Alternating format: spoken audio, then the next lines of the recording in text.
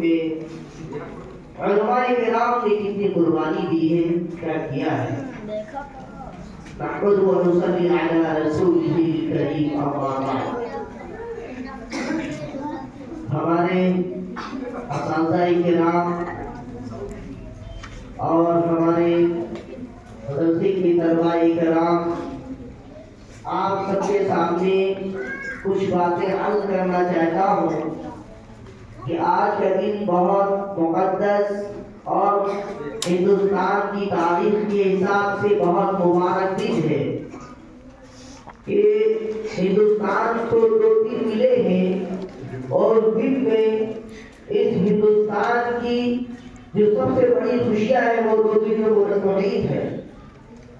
Number 1 15 अगस्त का दिन, ये बहुत बड़ा दिन है। उसके पीछे बहुत बड़ी तारीख लंबी मौजूद है। और उसके बाद में जो दूसरा दिन है वो 26 जनवरी का दिन है। ये हिंदुस्तान के तमाम बिरादराने वतन के लिए बहुत बड़ी खुशियों का दिन। तो जो 15 अगस्त और 26 जनवरी दोनों में रंग मिलाए हुए दिन मुकम्मल नहीं होते, पूरी बात समझ में नहीं आती। जो 15 अगस्त में जो उलमा ने जो कुर्बानी दी, जो बिरादराने वतन ने कुर्बानी दी, मसला यूं हुआ कि हिंदुस्तान एक सोने की चिड़िया की मानी तमाम जहां में देखा जाता था। यहाँ की आवाम बहुत खुशहाल थी और यहाँ जिस तरीके से अमेरिका सुपर पावर है, इसी तरह उस जमाने में हिंदुस्तान भी सुपर पावर हुआ करता था। जब अंग्रेजों ने इस मुल्क के अंदर तिजारत के सिलसिले में आए, और ये मशहूर भी था कि हिंदुस्तान बहुत मालदार और बहुत अच्छा मुल्क है और बहुत तरक्की याफ्ता मुल्क है, तो यूरोप से वो अपने आए तिजारत के सिलसिले में, कि उनकी नीयतें खराब थी और उन्होंने अपनी नीयत खराब के साथ साथ उस जमाने में हर आदमी का इकराम होता है उनकी हैसियत के एतबार से, अंग्रेजों का भी इकराम हुआ। उन्होंने ईस्ट कंपनी अपनी बनाई, जो कलकत्ता में उन्होंने काम शुरू किया।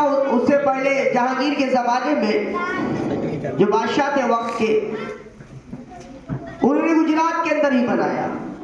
बहरहाल इन लोगों ने, उनकी नीयत खराब थी और धीरे धीरे धीरे धीरे इस मुल्क के अंदर, वो तो बहुत लंबी तारीख हो जाएगी, मुख्तसरन हम ये बात कह देना चाहता हूँ कि कैसे क्या हुआ। बच्चों आवाज ना निकले, हिलो डुलो नहीं।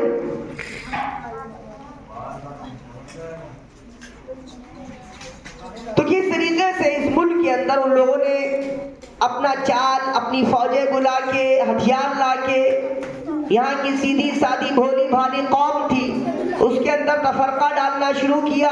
क्योंकि इस मुल्क के अंदर तहजीब और तमद्दुन, इस मुल्क में एक दूसरे से प्यार मोहब्बत के साथ अगर महल्ले में है। बच्चों हमें बुरा लग रहा तो लोग बोल रहे हैं पुटुर पुटुर, आप तवज्जो दे। तो लोग ध्यान से सिर्फ सुनो, ध्यान से सुनो सिर्फ। तो मुल्क के अंदर बहुत खुशहाली के साथ बिरादराने वतन, तमाम मुसलमान, अपना हिंदू भाई, तमाम लोग प्यार मोहब्बत से रहते थे। उसको खटका कि इस मुल्क के अंदर हमें हुकूमत करना, तो उसने इंतशार के बीज डालना शुरू किए और यहाँ तक के आपस में लड़ाओ और हुकूमत करो। उनका ये फंडा हो गया। उन्होंने प्लानिंग चलना शुरू की और इंतशार करते गए और इलाके के इलाके काबिज होते गए, और जब जिस इलाके पे काबिज होते तो वहाँ पे औरतों की इज्जत महफूज नहीं थी। नौजवान को गुलाम बना लिया।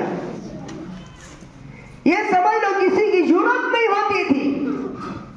जब उन्होंने कब्जा करते गए, जिन इलाकों में जुल्म जाती शुरू करते गए, गुलाम बनाते गए, किसी की जरूरत नहीं होती थी कि उनके खिलाफ आवाज उठाते।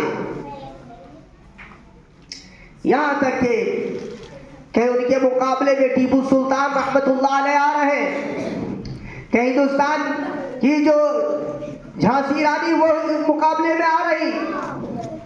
इसी तरीके से बहुत बड़े बड़े उलमाए किराम उनके मुकाबले में आ रहे हैं। बहरहाल वो मुखबिर भी तैयार करते रहे, और हुकूमत जो उस टाइम के हाकिम थे उनको आपस में कमजोर करने की अंग्रेजों के बाद पूरी ठीक थी, उनको खरीदते रहे। बहरहाल उन्होंने पूरे मुल्क के अंदर कब्जा कर लिया।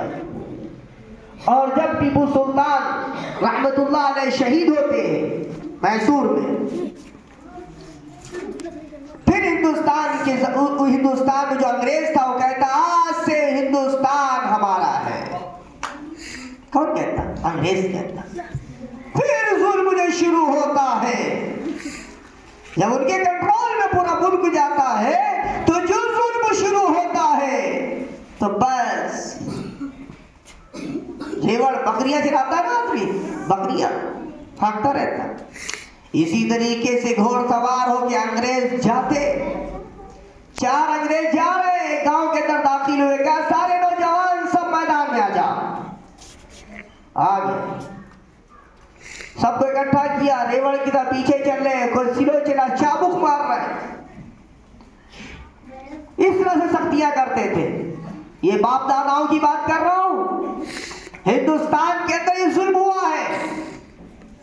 कहा एक सड़क बनवानी है या पत्थर कटवाने हैं, ये समझ लो सुबह से शाम तक उनको खाना नसीब नहीं, उनको खाना नसीब नहीं होता था, और काम कराते हुए शाम को छोड़ देते जा। इस तरह से जुल्म किया है। जो हमारी बहन बेटियां होती उनकी अपनी गंदी निगाहों से देखते, उनकी आबरूएं महफूज नहीं थी।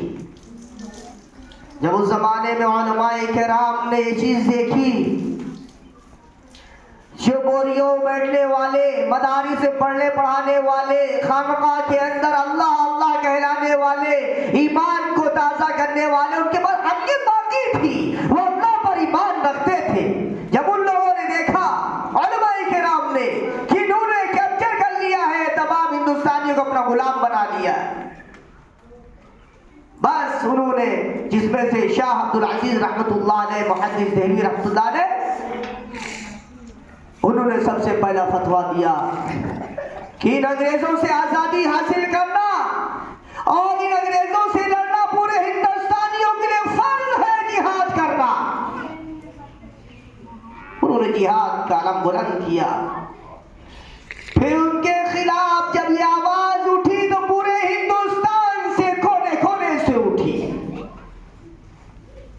फिर क्या होता है, जिसने आवाज उठाई, जिस नौजवान ने इनके मुकाबले में खड़ा हुआ, ये समझो कि उसको, उनकी अपनी बीवियों को लोगों ने विधवा किया, अपने बच्चों को लोगों ने यतीम किया, और जो बूढ़े लोगों के माँ बाप के जो सहारा बच्चे थे वो उनसे महरूम हो गए। इस तरह से हिंदुस्तान की जंग में हिस्सा लिया और जिहाद में शामिल हुए। फिर धीरे धीरे करके पूरे बिरादरान वतन ने अपने एतबार से जद्दोजहद की। हर घर के अंदर, हर मोहल्ले के अंदर, हर गोशे के अंदर बस यही एक आवाज थी कि अंग्रेजों को भगाओ, अंग्रेजों को भगाओ। बहरहाल कम से कम 150 पौने 200 साल ये जंग मुस्तकिल लड़ी गई। फिर उसके बाद में लंबे वाकयात की तरफ नहीं जाते, मुख्तसर वक्त है मेरे पास। फिर उसके बाद में सब जंग लड़ते रहे और जो अल्लाह अल्लाह कहने वाले थे, मस्जिदों में इमाम थे, मदरसों में जो पढ़ने पढ़ाने वाले थे, या खानकाहों में अल्लाह अल्लाह कहने वाले थे, उन सब ने इस काम को जब तक आज़ादी हासिल नहीं हो गई तब तक वो जिहाद करते रहे। और यहाँ तक कि जब इन्होंने अलम बुलंद किया है तो चांदनी चौक से लेके चांदनी चौक लाहौर तक, दारुल उलूम देवबंद से लेके चांदनी चौक तक कोई ऐसा दरख्त नहीं था जिसके अंदर उलमा की लाश ना हो। अंदाजा लगाओ कि कितनी कुर्बानी दी है मुसलमानों ने। आज हमसे कहा जाता है कि वफादार नहीं, मुल्क हमारा है इनका नहीं। अरे शर्म के मारे डूब मरो।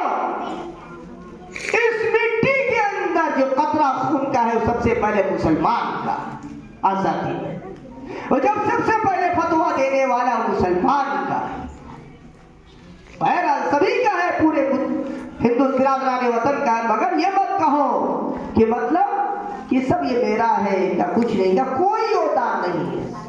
सबने बिल्कुल मेहनत की, सबने कुर्बानी दी। बहरहाल उसकी कुर्बानी के बाद एक नतीजा ये हिंदुस्तान को 2 दिन मिले।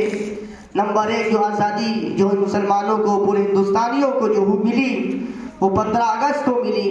और 15 अगस्त को जो खुशियाँ मनाना है इसलिए कुर्बानी दी थी उलमाए किराम ने, बिरादरान वतन ने, कि हमारा हिंदुस्तान तमाम जुल्म इस्तिबदाद से, तमाम फसादात से, तमाम नफरतों से पाक हो जाए, इसलिए कुर्बानी दी थी। और उस कुर्बानी अल्हम्दुलिल्लाह उनकी कामयाब हुई। और उस कामयाबी के बाद 15 अगस्त के बाद फिर 3 साल कम से कम लगते हैं संविधान को तैयार होने में।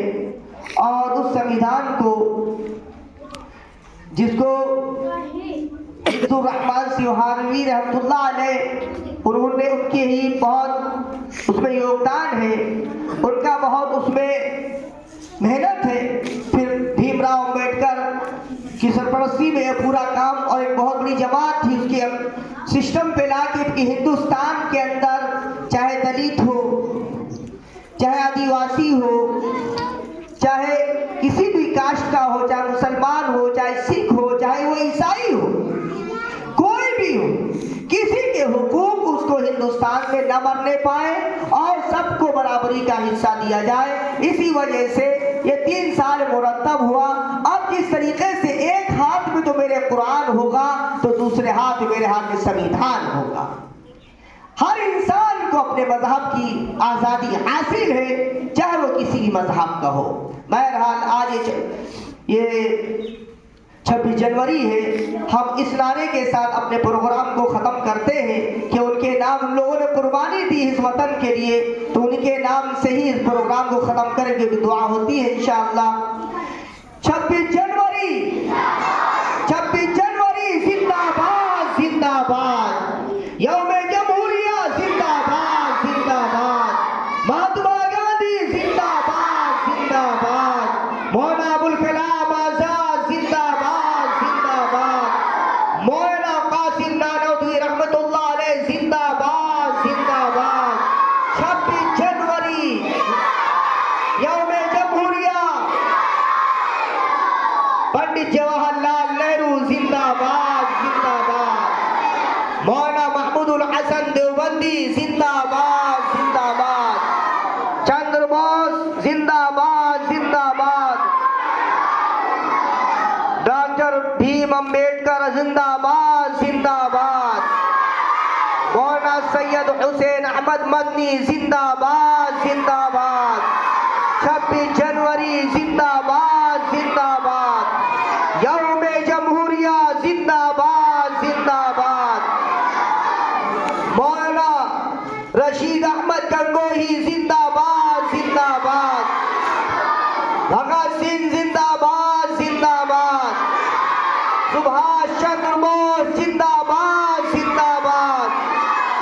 अशफाकुल्लाह खान साहब रहमतुल्लाह अलैह जिंदाबाद जिंदाबाद। हाजी इमदादुल्लाह महाजिर मक्की रहमतुल्लाह अलैह जिंदाबाद जिंदाबाद।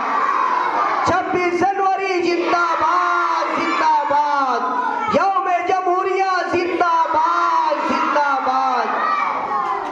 इसके बाद जो बिरादरान वतन ने कुर्बानी दी, मेहनत की, उनके नाम जो पढ़ा गया, जो कुरान पढ़ा गया, उन सब के लिए सारे सवाब कर दिया जाए। दुआ कर दी जाए कि अल्लाह ताला उन सबको जो कुर्बानी दी उनकी रूह को खूब सुकून पहुँचे और उनको जन्नतुल फिरदौस का आला मकाम नसीब फरमाए। दुआ कर लिया जाए। अल्लाहुम्मा सल्ली अला सय्यिदिना मुहम्मद व अला आलि सय्यिदिना मुहम्मद व बारिक व सल्लिम। रब्बना ज़लमना अनफुसना व इन लम तग़फिर लना व तरहमना लनकूनन्ना मिनल ख़ासिरीन। रब्बि इश्रह ली सदरी व यस्सिर ली अमरी वहलुल उक़दतम मिन लिसानी यफ़क़हू क़ौली। रब्बना ला तजअलना फितनतन लिल्लज़ीना कफ़रू वग़फिर लना रब्बना इन्नका अंतल अज़ीज़ुल हकीम। अल्लाहुम्मा बारिक ली फिल मौत फ़ीमा बअदल मौत। अल्लाहुम्मा बारिक ली फिल मौत फ़ीमा बअदल मौत। अल्लाहुम्मा अंता सुब्हानका इन्नी कुन्तु मिनज़ ज़ालिमीन।